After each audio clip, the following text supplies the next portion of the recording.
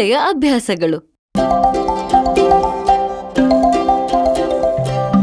ಶುಭೋದಯ ಮಕ್ಕಳೇ, ನಾವಿವತ್ತು ಒಳ್ಳೆಯ ಅಭ್ಯಾಸಗಳ ಬಗ್ಗೆ ತಿಳಿದುಕೊಳ್ಳೋಣ. ಹಾಗೆ ನಮ್ಮ ಜೀವನದ ಮೇಲೆ ಅದು ಹೇಗೆ ಪ್ರಭಾವ ಬೀರುತ್ತೆ ಅಂತ.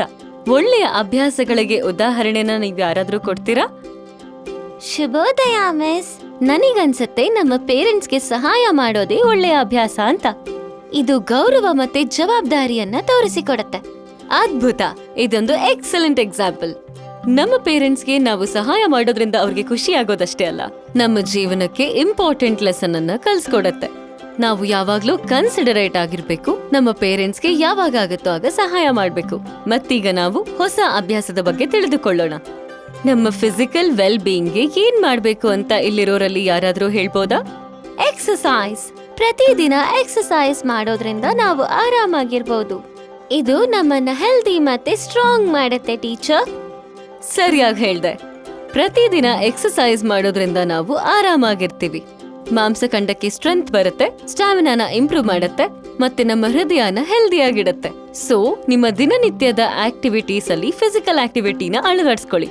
ನಾವೀಗ ಮತ್ತೊಂದು ಒಳ್ಳೆ ಅಭ್ಯಾಸದ ಬಗ್ಗೆ ತಿಳಿದುಕೊಳ್ಳೋಣ. ಬನ್ನಿ, ಇದ್ರ ಬಗ್ಗೆ ಯಾರು ಹೇಳೋದಕ್ಕೆ ಇಷ್ಟಪಡ್ತೀರಾ? ನಮ್ಮ ದೇಹವನ್ನ ಕ್ಲೀನ್ ಆಗಿಟ್ಕೊಳ್ಳೋದು. ದಿನನಿತ್ಯ ಸ್ನಾನ ಮಾಡೋದು ಒಳ್ಳೇದು.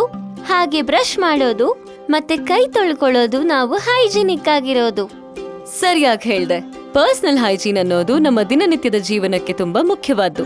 ಇಂಥ ಒಳ್ಳೆ ಅಭ್ಯಾಸವನ್ನ ಬೆಳೆಸ್ಕೊಂಡ್ರೆ ನಾವು ಹುಳಗಳಿಂದ ದೂರ ಇರಬಹುದು, ಒಳ್ಳೆ ಹೆಲ್ತ್ ಅನ್ನ ಮೇಂಟೈನ್ ಮಾಡಬಹುದು.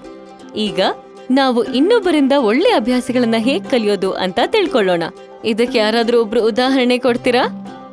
ಬೇರೆಯವ್ರಿಗೆ ಕೈಂಡ್ ಆಗಿರೋದು ಒಂದು ಒಳ್ಳೆ ಹ್ಯಾಬಿಟ್. ಬೇರೊಬ್ಬರ ಜೊತೆ ನಾವು ಕೈಂಡ್ ಆಗಿರ್ಬೇಕು ಮತ್ತೆ ರೆಸ್ಪೆಕ್ಟ್ ಕೊಡ್ಬೇಕು. ಅದ್ರ ಜೊತೆ ನಾವು ಎಂಪಥೆಟಿಕ್ ಆಗಿ ಕೂಡ ಇರ್ಬೇಕು. ಸರಿಯಾಗಿ ಹೇಳ್ದೆ. ಕೈಂಡ್ನೆಸ್ ಅನ್ನೋದು ನಮಗೆ ಒಳ್ಳೆಯ ಮಾರ್ಗವನ್ನ ತೋರಿಸುತ್ತೆ, ಹಾಗೆ ಪಾಸಿಟಿವ್ ಎನ್ವೈರನ್ಮೆಂಟ್ ಕೂಡ.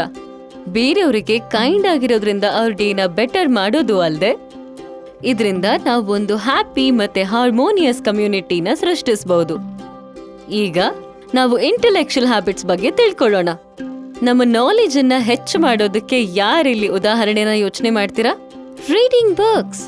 ಪ್ರತಿದಿನ ನಾವು ಓದೋದ್ರಿಂದ ಹೊಸದನ್ನ ತಿಳ್ಕೋಬಹುದು. ಇದರಿಂದ ನಮ್ಮ ವೊಕ್ಯಾಬ್ಯುಲರಿ ಇಂಪ್ರೂವ್ ಆಗುತ್ತೆ ಮತ್ತು ನಮ್ಮ ಇಮ್ಯಾಜಿನೇಷನ್ ಸ್ಟಿಮ್ಯುಲೇಟ್ ಆಗುತ್ತೆ. Spot on. ಓದೋದು ಒಂದು ಒಳ್ಳೆಯ ಅಭ್ಯಾಸ. ಓದೋದ್ರಿಂದ ಒಳ್ಳೆಯ ಪ್ರಪಂಚನ ನೋಡ್ಬೋದು, ಮತ್ತಿದು ನಮ್ಮ ಹೊರೈಸನ್ ಅನ್ನ ಹೆಚ್ಚು ಮಾಡುತ್ತೆ. ನಮ್ಮ ಲ್ಯಾಂಗ್ವೇಜ್ ಸ್ಕಿಲ್ಸ್ ಅನ್ನ ಇದು ಜಾಸ್ತಿ ಮಾಡುತ್ತೆ. ನಮ್ಮ ಕ್ರಿಯೇಟಿವಿಟಿನ ಹೆಚ್ಚು ಮಾಡುತ್ತೆ. ಕ್ರಿಟಿಕಲ್ ಥಿಂಕಿಂಗ್ ಅನ್ನು ಹೆಚ್ಚು ಮಾಡುತ್ತೆ. ಈಗ ನಮ್ಮ ಇಮಿಡಿಯೇಟ್ ಸರೌಂಡಿಂಗ್ಸ್ಗೆ ಉಪಯುಕ್ತವಾಗುವಂತಹ ಒಳ್ಳೆಯ ಅಭ್ಯಾಸದ ಬಗ್ಗೆ ತಿಳ್ಕೊಳ್ಳೋಣ. ಇದರ ಬಗ್ಗೆ ಯಾರು ಹೇಳ್ತೀರಾ? ನಮ್ಮ ಮನೆ ಮತ್ತು ನಮ್ಮ ಎನ್ವೈರನ್ಮೆಂಟ್ ಅನ್ನ ಕ್ಲೀನ್ ಆಗಿಟ್ಕೊಳ್ಳೋದು.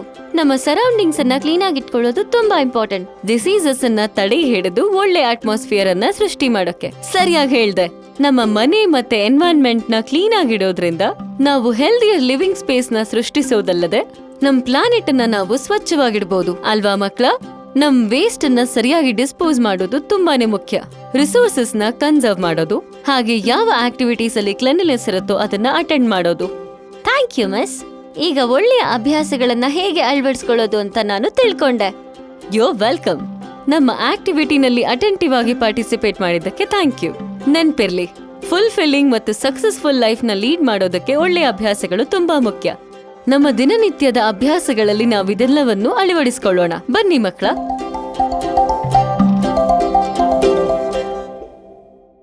ಹಲೋ ಫ್ರೆಂಡ್ಸ್, ನಿಮ್ಗೆ ಈ ವಿಡಿಯೋ ಇಷ್ಟ ಆಗಿದ್ಯಾ? ಹಾಗಿದ್ರೆ ಇದನ್ನ ಲೈಕ್ ಮಾಡಿ, ಶೇರ್ ಮಾಡಿ, ಕಮೆಂಟ್ ಮಾಡಿ, ನಮ್ ಚಾನೆಲ್ನ ಸಬ್ಸ್ಕ್ರೈಬ್ ಮಾಡಿ.